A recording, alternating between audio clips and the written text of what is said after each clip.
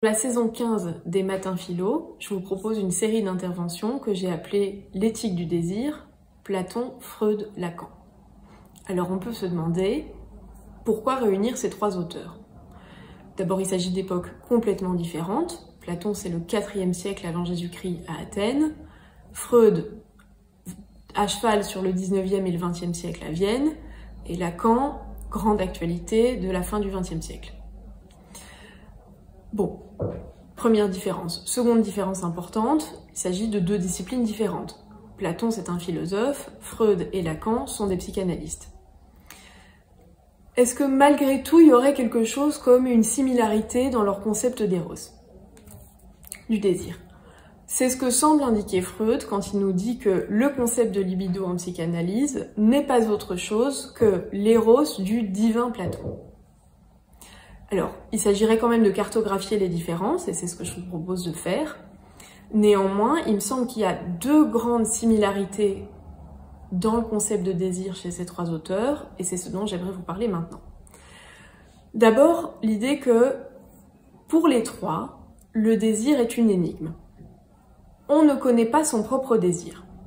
Ça, c'est quand même une bizarrerie, étant donné que, d'abord, le sens commun pourrait partir de l'évidence que je sais ce que je veux. Ensuite, tout le discours capitaliste aujourd'hui tend quand même à nous laisser penser que ce qui est évident et ce sur quoi on peut se baser, c'est le désir.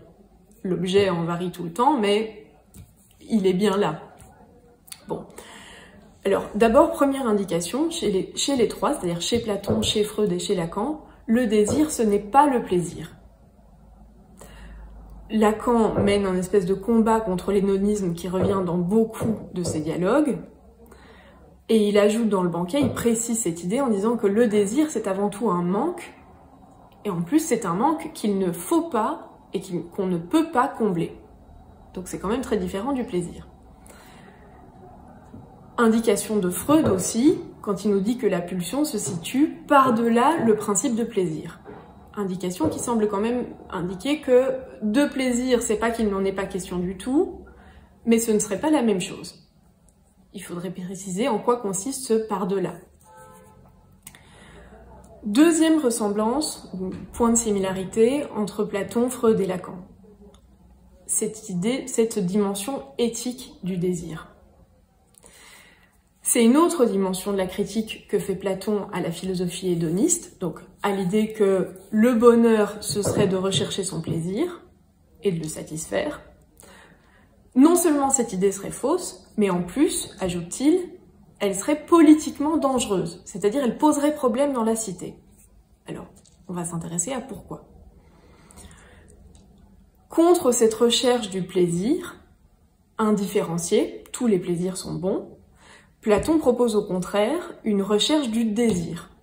Dans le Phèdre, il précise ça encore, à chacun d'identifier son désir, de quel type est-il, et de s'orienter de cette recherche dans sa vie. On va essayer de préciser ce que ça veut dire. Chez Freud, la dimension éthique du désir touche à la question de la sublimation.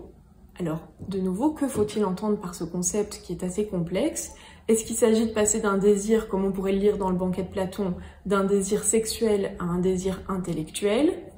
Première interprétation. D'une pulsion de mort à quelque chose de plus vivifiant? Seconde interprétation. Bon. Ce que je trouve aussi extrêmement intéressant, c'est que le psychanalyste, peut-être contrairement au philosophe, nous indique en même temps les limites de cette sublimation. Attention, ce désir, on a prise dessus, mais jusqu'à un certain point. Pour terminer, le désir prend aussi une dimension éthique chez Lacan, dans la mesure d'abord où c'est ce qu'on vient faire en analyse. On cherche à trouver ce qu'est son désir. Mais ça ne signifie pas qu'on recherche le bonheur. On ne trouve pas le bonheur en analyse. On peut y participer, mais ce n'est pas le but.